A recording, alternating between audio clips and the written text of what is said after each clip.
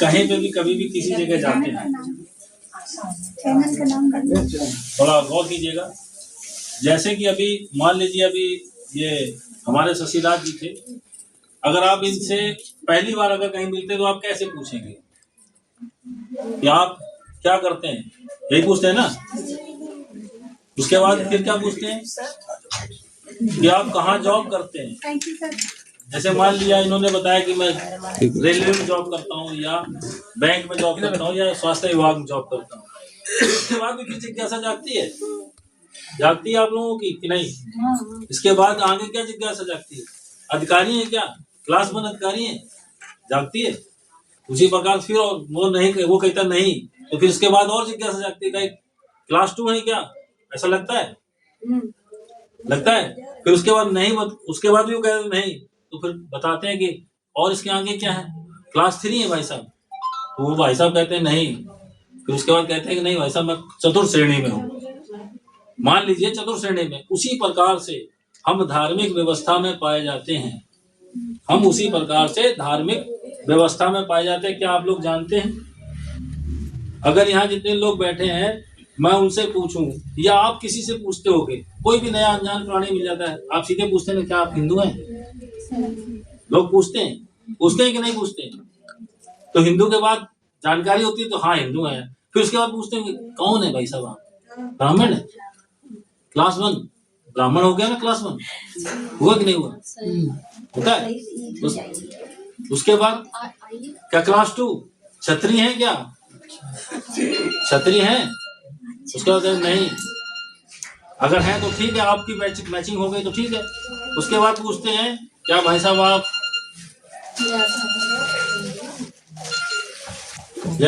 Sir जी? तो मतलब हमारी जिज्ञासा जागती है। आप हो सकता है कि घरों में रहते हैं वो महिलाएं हैं, लेकिन जब कहीं भी पुरुष या कहीं भी पढ़ी लिखी बाहर वर्किंग कल्चर की वुमेन होती है, वो भी यही करती है, पूछती है कि आप हिंदू हैं, तो मतलब कंटिन्यू इसके बाद चलता है। तो जब आपसे पूछा जाए, मैं पूछ रहा हूँ मान लीजिए आपसे, आप हिंदू है ना, मानते हैं ना? हिंदू में क्या है? नहीं अभी कहाँ फर्स्ट श्रेणी में है, क्लास 1 है, ब्राह्मण है नहीं है, क्लास 2 क्षत्रिय है, बताइए है, क्लास 3 वैश्य है, व्यापार करने वाले है क्या? नहीं है ना। इसका मतलब आप चौथी श्रेणी के प्राणी है, चतुर्थ श्रेणी जिसको कहते हैं शूद्र। जब हम चौथी श्रेणी के प्राणी हैं तो चौथी श्रेणी के प्राणी को कहाँ रखा गया है? इन तीनों की सेवा के लिए, झाड़ू पोछा करने के लिए हमको वही माना जाता है हिंदू धर्म में। आप कहीं भी जाइए, हमारे समाज का कोई भी व्यक्ति मंदिर अगर ये कह के चला जाए कि मैं इस वर्ण का हूं, आपकी एंट्री नहीं है, वैन है, आप नहीं जा सकते, आप चोरी छुपे जा रहे हैं, बिना बताए जा रहे हैं, आप किसी के भी घर में जा रहे हैं, ये जान लीजिए ये हकीकत है। जिस दिन हमने बता दिया उस दिन आपको रोक दिया जाएगा। जब देश का राष्ट्रपति, उसको अंदर नहीं घुसने दिया जाता क्योंकि उसकी जाति पता है, ये सभी जान रहे हैं ना। राष्ट्रपति समय की मुर्मू हैं, वो एसटी हैं, जाने नहीं दिया गया। प्रोटोकॉल होता है जो पूरे देश का मालिक है इस समय, उसके लिए रोक टोक है, तो हमारी आपकी क्या औकात है? कहीं है औकात? ये हमें जानना जरूरी है। यही जागरूकता हमें हमारे समाज के उत्थान की, कहते हैं ना हमारे पिछले जन्मों के कर्म है और अगले जन्म की तैयारी कर रहे हैं। पिछला जन्म और अगले जन्म को हम जानते नहीं। पिछला जन्म क्या है जानते हैं कुछ लोग? आप लोग हैं? पिछला जन्म और अगला जन्म अगर आप अपनी बुद्धि से सब सोचेंगे तो आपको यही दिखेगा आपके जीवित रहते हुए, और नहीं अगर बुद्धि से देखेंगे, धार्मिक पद्धति से देखेंगे तो आपको कुछ भी नहीं दिखेगा, आप भ्रम में जिएंगे, क्योंकि पिछला जन्म दिखेगा ही नहीं। तो पिछला जन्म वो बताएंगे जो आपको याद नहीं, और वो अगला जन्म वो बताएंगे जो आप सोच ही नहीं सकते। पिछला जन्म वो जो आपको जो व्यवस्था मिली है, जो आपके माता पिता ने कमा के जो आपको व्यवस्था दी है, वो पिछला जन्म है, वो पिछला जन्म है। और प्रेजेंट जो आप कर रहे हैं, और अगला जन्म वो आपकी जो संतान है जिसको आप कमा के दे के व्यवस्थित करके जाएंगे। पिछला और अगला प्रेजेंट का सारे जीवन दिख गए ना, पिछला जीवन और अगला जीवन दोनों दिखाई दे रहा है। अब इसी कड़ी में हमें आगे बुलाना चाहूंगा हमारे, नाम तो अभी कोई आया नहीं, इच्छुक है कोई व्यक्ति इनमें से? मैं रीता जी, मैं आपको अप्रोच करता हूँ कि आप जो है अपने इस महिला समाज को जो है आज जयंती के अवसर पर कुछ अपने अच्छे शब्दों से अनुग्रहित करें। माता सावित्रीबाई फुले का जन्म 3 जनवरी 1837 में हुआ। ये आकर के वापस जा रहे थे। अरे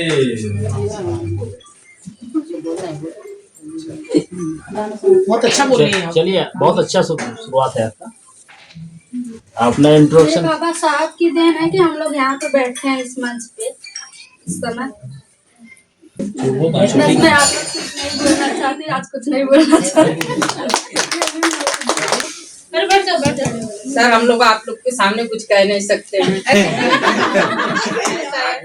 हम लोग तो जिस स्थिति में है आप लोग जानते ही हैं, कहने की कोई वो नहीं है। ठीक है, बाबा साहब की देन है कि बच्चे अब आगे बढ़े तो यही अच्छा है। ठीक, पढ़ाने की कोशिश भगवान करें। बाबा साहब की देन है कि आगे बढ़ाएं बच्चों को। हम लोग को नहीं पढ़े लिखे, लेकिन बच्चों को भगवान बाबा साहब की देन है कि कोशिश जहाँ तक कर रहे हैं कि बात आगे बढ़े, बस यही है। सर्वप्रथम महामानव तथागत बुद्ध बाबा साहब डॉक्टर B.R. अम्बेडकर और आज माता सावित्रीबाई जयंती जिनकी आज जन्म दिवस है, उनको अपनी श्रद्धा सुमन अर्पित करते हुए मंच का कुशल संचालन कर रहे हैं हमारे बड़े भाई सुरेंद्र सिंह कर्नाकर और इस कार्यक्रम में उपस्थित हमारी माताएं, बहनें, भाई तथा हमारे राष्ट्रीय बौद्ध महासभा के पदाधिकारी और साथियों, कि यहाँ हम लोग एक परिवर्तन की आस को लेकर बैठे हुए हैं। परिवर्तन जो शुरू हो चुका था, अगर जो लोग यहाँ हिस्ट्री के स्टूडेंट रहे होंगे, परिवर्तन की लड़ाई आज से नहीं शुरू हुई है। 2500 साल पहले बुद्ध ने परिवर्तन जो शुरू किया था, जिसको धम्मचक्र प्रवर्तन का नाम दिया गया, उसके बाद हमारे संतों गुरुओं ने उस परंपरा को आगे बढ़ाया। नानक, संत कबीर, रविदास, तुकाराम। और परिवर्तन क्या है? जैसे बोल रहे थे अभी, हमारा दुश्मन कौन है, हमारा दोस्त कौन है? तो दुश्मन दोस्त कोई नहीं है। इस देश में शासन कर रही व्यवस्था दो तरह की है।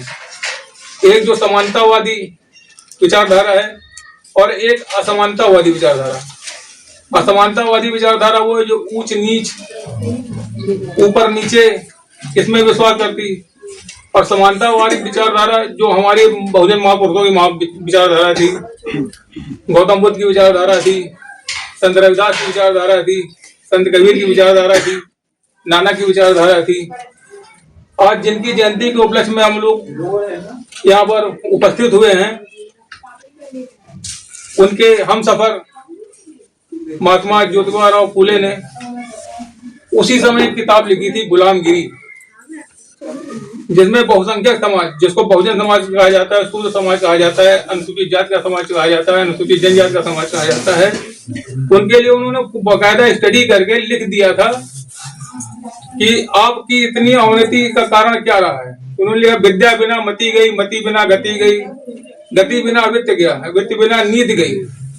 एक अविद्या ने इतना ज्यादा नष्ट कर दिया कि हमारी जो गौरवशाली परंपरा रही है, हम बुद्ध के विरासत के वारिस हैं, इसलिए आज हम इकट्ठा हुए हैं। उनका बीज हमारी रगों में आज भी मौजूद है, बस जब उसको अनुकूल माहौल मिलता है तो अपने आप जो है वो प्रफुल्लित होने लगता है। वो विचार ही है तो हमें बलवान बनाते हैं। अभी हमारी एक बहन का क्वेश्चन आया था कि घर से हमारा शोषण होता है। नहीं, रियलिटी है ये। नहीं, कुछ मान लिया, कुछ वो भी एक विचार है। अगर आपको लगता है आपका शोषण हो रहा है तो अपोज करने का राइट हमारे महापुरुषों ने दिया हुआ है। डॉक्टर बाबा साहब अम्बेडकर ने हिंदू को बिल बना के सभी महिलाओं को दिया गया है। और रही बात, यहाँ महिलाएं ऊंच नीच नहीं होती हैं। चूंकि मैं इतिहास का स्टूडेंट रहा हूँ, अगर जब आप सिंधु घाटी सभ्यता में जाएंगे तो वहां कोई छुआछूत नहीं थी, ऊंच नीच नहीं थी। बीच में जो वैदिक काल आया, जो इन्वेडर आए, जो आर्यन भारत में आए, जिन्होंने अपनी संस्कृति हमारे ऊपर बलात् थोपी। वो जो महिलाएं, जो इन्वेडर आए थे, आक्रांता आए थे, वो खाली अपने लाभ लश्कर के साथ आए थे। तो जो वो भी महिलाएं हैं, अपर कास्ट की महिलाएं हैं, वो भी हमारी ही मतलब डीएनए से हैं। वो महिलाएं उन्होंने वहां से नहीं लेके आए थे, साइबेरिया से नहीं लेके आए थे, या बाबर या वो जो वहां से आए थे अरब से, वो हम महिलाएं नहीं लेके आए थे। महिलाओं का इसीलिए वो जनेऊ संस्कार नहीं करते हैं। जब ब्रिटिश काल में धर्म परिवर्तन होने लगा, मास लोग क्रिश्चियनिटी को अडॉप्ट करने लगे, तो वहां पर सुधारवादी आंदोलन चलाया अपर कास्ट के लोगों ने। आर्य समाज, ब्रह्म समाज की स्थापना की। आप आर्य समाज की पद्धति में जाइए, आज भी वो महिलाओं को अपने संस्कार करते हैं।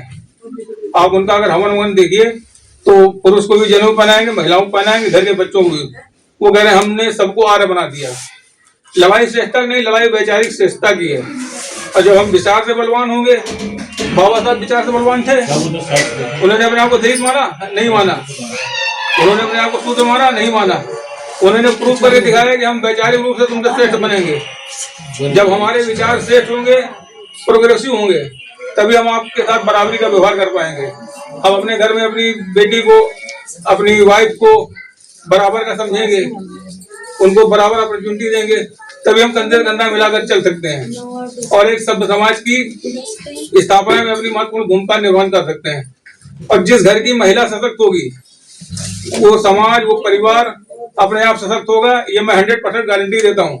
और जिस घर की महिलाएं अगर मतलब कमजोर होंगी, तो वो परिवार कभी मजबूत नहीं हो सकता। तो इसलिए मेरा आपसे इनकी जयंती पर यही अनुरोध है कि आप जितना अपने लड़के पर ध्यान दे रही हैं, उतना अपनी लड़कियों को प्रमोट करें, उनको हर तरह की सुविधाएं, फैसिलिटी प्रोवाइड करें। और मैं अपने सधिराज भाई का बहुत शुक्रगुजार हूँ जो वहाँ पर कार्यक्रम करते हैं। उन्होंने मोस्टली लड़कियां जो हैं वो प्रेजेंस देती, मैंने तो देखा हुआ है। उनका एक बहुत अच्छा प्रयास है। आपके मोहल्ले का है, आप लोग अगर चाहें तो इनसे अधिक से अधिक लाभ ले सकती हैं। इन्हीं शब्दों के साथ मैं अपनी वाणी गुलाम देता हूँ। सभी को जय हिंद। और हमारे समाज की इक्वलिटी और इसके बारे में एक शिक्षा का एक छोटा सा सवाल है। जैसे हम मनुष्य जब पढ़ लिख जाते हैं तो जो पढ़े लिखे व्यक्ति है, वो हमारे अंदर जो एक चीज आती है कि हम कुछ करके जाएं, अपने अपनी सोच के विचार से। पढ़े लिखे इंसान कुछ सोचते हैं कि हम स्कूल बनवाएं, कुछ सोचते हैं कि हम मंदिर बनवाएं। तो उस चीज में लिखा है कि पढ़ लिख कर आदमी एक काम करता है, जो स्कूल बनवाता है या मंदिर बनवाता है। तो हमें क्या करना चाहिए? स्कूल, क्योंकि वहां भी 1 घंटा बचता है और मंदिर में भी 1 घंटा बचता है। घंटा दोनों जगह बचता है। क्या हमें किस घंटे का इंतजार करना चाहिए अपने बच्चों के लिए? विशेष स्कूल का घंटा। इसका मतलब जो दूसरा घंटा है वो हमारे लिए नहीं है। तो फिर ये जानने के बाद हम वो दूसरा घंटा क्यों बजाने जाते हैं? ये जानने के बाद ये प्रश्न है आप ही लोगों से, क्योंकि आप ही लोग इसे संचालित करते हैं, कोई और नहीं करता। महिला ही संचालन करती है रियलिटी में उस चीज के, चाहे स्कूल का घंटा बजे चाहे मंदिर का घंटा बजे, दोनों जगह पे वही घंटा बजाती है। सुना होगा या पढ़ा होगा, तो महात्मा गांधी जी ने असहयोग आंदोलन शुरू किया था। एक असहयोग आंदोलन पढ़ा लिखा होगा या सुना होगा आप लोग। असहयोग का मतलब क्या होता है? उन्होंने ये बताया कि जो हमारे देश में जो इस समय जबरदस्ती राज कर रहे हैं वो है ब्रिटिश, अंग्रेज। उनको जब हम असहयोग शुरू कर देंगे, उनका सहयोग ही करना बंद कर देंगे, तो एक समय आएगा कि वो छोड़ के भाग जाएंगे। और वो भाग भी गए ना। तो उसी प्रकार से अगर हम जो हमारे लिए हार्मफुल चीज है, जो हमारे लिए, जैसे स्कूल का घंटा हमारे लिए फायदेमंद है, तो सिर्फ हमें सहयोग स्कूल के घंटे के लिए करना है। और जो दूसरा घंटा हमारे लिए हार्मफुल है, तो उस घंटे को हमें छोड़ देना, असहयोग में छोड़ देना। जब उसको हम छोड़ देंगे तो वहाँ अपने आप पता चल जाएगा कि हमारी आवश्यकता क्या है और क्या नहीं है। इसी कड़ी में हम आगे जो है आज की क्या होती है, महिलाओं की तो छोड़ ही दीजिए, हमारे समाज की। और फिर माता सावित्रीबाई फुले ने जो संघर्ष किया है, अभी बहन जी बता रही थी, पढ़ाने जाती थी तो उनके ऊपर मिट्टी और गोबर फेंक दिया जाता था, उनको गालियां दी जाती थी। कितना संघर्ष उन्होंने किया होगा, हमारे लिए, तब जाके आज हम लोग की ये स्थिति है। अगर वो लोग नहीं रहते तो हम कहाँ होते, आप लोग सोच सकते हैं। इसीलिए बच्चों को पढ़ाना है और अपने महापुरुषों के बारे में और अपने इतिहास के बारे में जरूर बताना है। जय भीम। और समस्त महापुरुषों को नमन करते हुए मैं संजीव कुमार, बोधिसत्व डॉक्टर भीमराव अम्बेडकर सेवा समिति शिव कटरा से आया हूँ। काफी लोग शायद पहचान रहे होंगे, कुछ लोग बच्चों को वॉकिंग तो आज जैसा कि यहाँ पर सभी लोगों ने बताया कि जन्मदिन है, उसको मनाने के लिए उपस्थित हुए हैं। जी का आदेश है हमारा, दो सब अवार्ड शो होते हैं। तो ये जो महापुरुषों की जयंतियां हैं, केवल उनको मनाने से अकेले काम नहीं होगा कि आ गए सुरेंद्र जी के घर और जयंती में मनाया, आ गए सब इकट्ठे हुए और चाय समोसा किया, फिर शाम को चले गए घर। इस पे विचार करना होगा हम लोगों को कि हम लोग क्यों मना रहे हैं, और मना करके इसको हम आगे भी बढ़ाना है। हमें केवल हम ही मनाए और मना करके चले गए, बच्चों को नहीं बताया, बच्चों को नहीं, परिवार को नहीं जो बताया, बस गए थे सुरेंद्र जी के यहाँ जयंती की कार्यक्रम था, फोटो वोटो डाल दिया बढ़िया से, लोगों को खूब मजा आया कि यार आप लोग सोशल हैं, बहुत अच्छा काम करते हैं। तो सोशल अकेले दिखाने के लिए ना बने सभी लोग। मैं इतना यही कहूँगा कि जैसा कि हमारे महापुरुषों ने संघर्ष किया है, अब हमें उतना संघर्ष नहीं करना है, केवल उसी को आगे बढ़ाना है, ले जाना है, उसी परंपरा को आगे बढ़ा करके अपने बच्चों को और उस परंपरा को बनाए रखना है जो हमें बाबा साहब ने दे दिया है। शिक्षा, समानता, हम लोग आपस में भी भेदभाव कर लेते हैं। बहुत सारे हमारे साथी हैं जो आपस में ही, हम लोग शेड्यूल कास्ट होने के बाद भी हम लोग एक दूसरे से भेदभाव रखते हैं, तो ये नहीं होना चाहिए। शेड्यूल कास्ट, ओबीसी, जितने भी हमारे सब भाई हैं, सब हम लोग एक ही हैं। बाकी अपर वालों के लिए हम लोग ऊपर नीचे हो सकते हैं। अभी हमारे सोनकर साहब ने बताया कि कितना भेदभाव हम लोग के साथ करते हैं, तो ये नहीं करना है हम लोगों को। शेड्यूल कास्ट मतलब शेड्यूल कास्ट में तो एक ही है, हम लोग चौथी पायदान के सारे एक हैं, और जब हम सब एक हो जाएंगे तब हमें जो 85 और 15 का पता चल जाएगा कि क्या होता है। तो इन्हीं महापुरुषों की जयंतियां मनाते हुए, समाज को आगे बढ़ाते हुए हमको ले जाना है। मैं चूंकि बुद्ध विहार शिवगढ़ से आया हूं, तो मैं एक अपनी भी बात कह दूंगा। शायद हमारे ससुराज जी, हमारे जो कार्यकारी अध्यक्ष हैं, उन्होंने कहा भी होगा कि 1 फरवरी को संत रविदास जी की जयंती का कार्यक्रम है। आप लोगों से अनुरोध है, शिवकटरा बुद्ध विहार से जयंती आप लोग गए भी हैं, सब ज्यादातर लोग गए हैं, तो उस जयंती की शोभा यात्रा में शिवकटरा से घावखेड़ा होते हुए रामा देवी कृष्णा नगर जाते हैं। आप सभी लोगों से अनुरोध है और निवेदन है कि आप लोग हमारी उस शोभा यात्रा की शोभा बढ़ाएं। सभी लोग वहां पहुंचे, आप लोग पहुंचते हैं इस पर, मगर फिर भी मेरा फर्ज है कि आप लोगों को कहे आप लोग पहुंचे और उस यात्रा को सफल बनाएं। धन्यवाद। बुजुर्ग प्राणी कहीं ना कहीं है, हर घर में मिलेगा। मतलब एक ग्रैंड फादर के रूप में, एक ग्रेट ग्रैंड फादर के रूप में कहीं ना कहीं अब भी हैं, लाइफ है किसी न किसी के। तो हमें उनसे, उनके बीते हुए बचपन से एक उनकी बायोग्राफी सुनना जरूरी है। जब हम कुछ जानना चाहेंगे तो हम अपने बुजुर्ग, जो हमारे गांव में, हमारे परिवार में, रिलेशन में कहीं पे भी कोई बुजुर्ग मिलेगा जरूर, उस बुजुर्ग से एक कुछ नहीं दोस्ती करते हुए उनकी जो, अगर आपके सामने 75 वर्ष की आयु के कोई बुजुर्ग है, उनके बचपन की बायोग्राफी आप पूछेंगे तो उनके जीवन की जो कथा है, वो जो हम आज यहाँ चल रही चर्चा, वो उस जीवन से गुजर चुकी मिलेगी। पक्का उन्होंने उस जीवन को जिया होगा, उस जीवन को जिया होगा जो, जिसके लिए हम ये जागरूकता का अभियान घर घर जोड़ने का काम शुरू किया है। जब हम एक दूसरे से जुड़ने के लिए यहाँ से एक काम करना है, यहाँ से जाने के बाद एक काम करना है, ये जो स्मार्ट गैजेट है, इसको कहते हैं, एक बहुत बड़ा यंत्र है। ये आग भी लगा सकता है और वो आग भी बुझा सकता है, दोनों तरह का यंत्र है। इस यंत्र का हमें सही से उपयोग करना है और एक दूसरे को कनेक्ट करना है।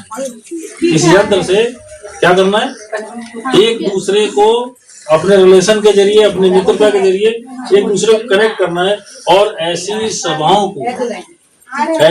को ज्वाइन करने के लिए प्रेरित करना है। ये वो साधन है जो प्रेरित करता है अपने विचारों के जरिए, अपने जैसे विचारों को मिलने के लिए। अब मैं आपका ही नाम लेने जा रहा था। अब अगले प्रवक्ता के रूप में मिस ज्योत्सना जी को मैं आमंत्रित करता हूँ, मंच पे आए। कृपया आप अपने शब्दों से। जय भीम, जय सतनाम, सभी को नमो बुद्धाय। मेरा नाम ज्योत्सना मानचंदे है और शायद मैं ये यहाँ फर्स्ट बार आई हूँ ऐसे और सॉरी आप सभी को सवित्री माता सावित्री बाई फुले के जन्मदिन की बहुत शुभकामनाएं।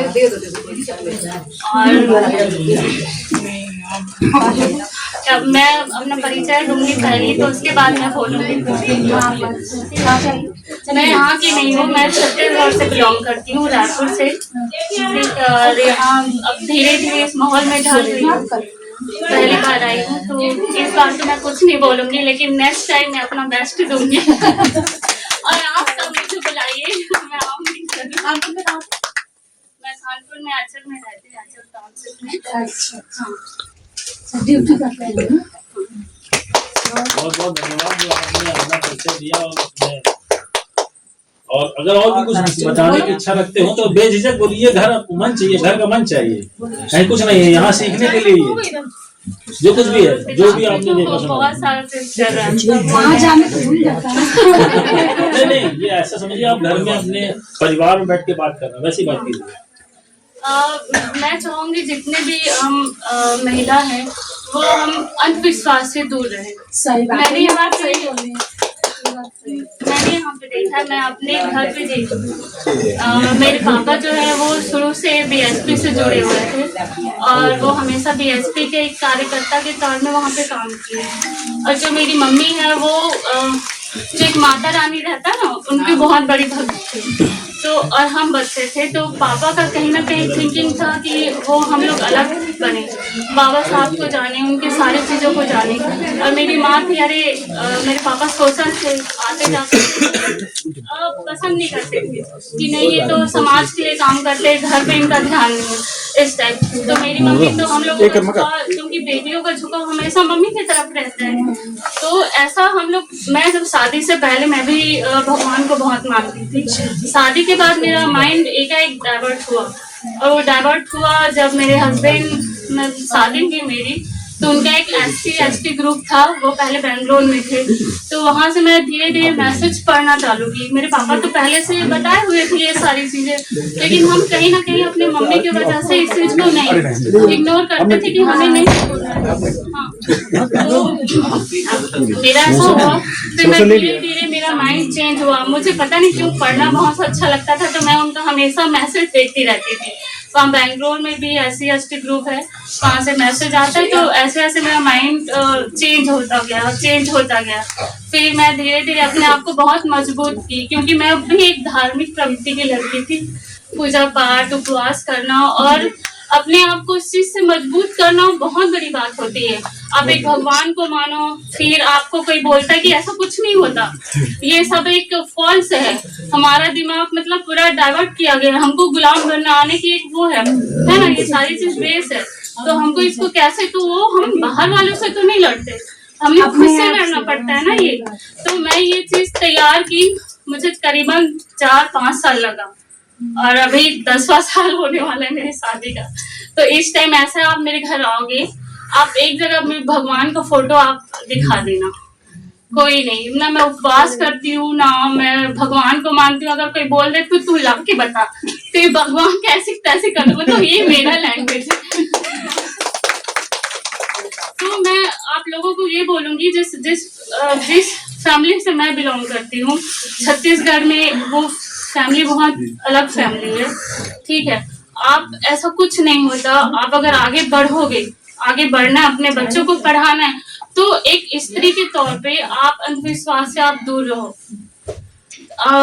जितना आप दूर रहोगे आपके बच्चे उससे दूर रहेंगे, उनकी जो थिंकिंग होगा वो भगवान ये दुनियादारी में कभी नहीं जाएगा, वो सिर्फ एक साइंटिफिक सोच रखेंगे, आप उनको उस दृष्टिकोण में आगे आप बढ़ा पाएंगे। ठीक है, मैं आप लोगों से यही अपील करती हूँ। मैंने देखा है हमारे यहाँ तो नहीं होता कि पति को भगवान मान के आप पूछते हो,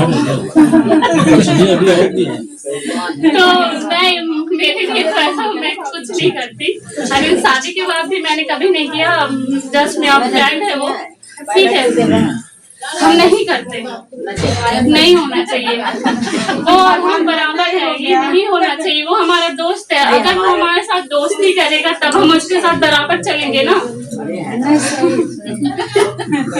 ये आपका जनरेशन आंटी, आप अपने तक मतलब रखिए, अब आने वाले जनरेशन को अपने अकॉर्डिंग अपने अनुसार चलने दीजिए, वो अपने अकॉर्डिंग चलेंगे, हमको ट्रेन करना है।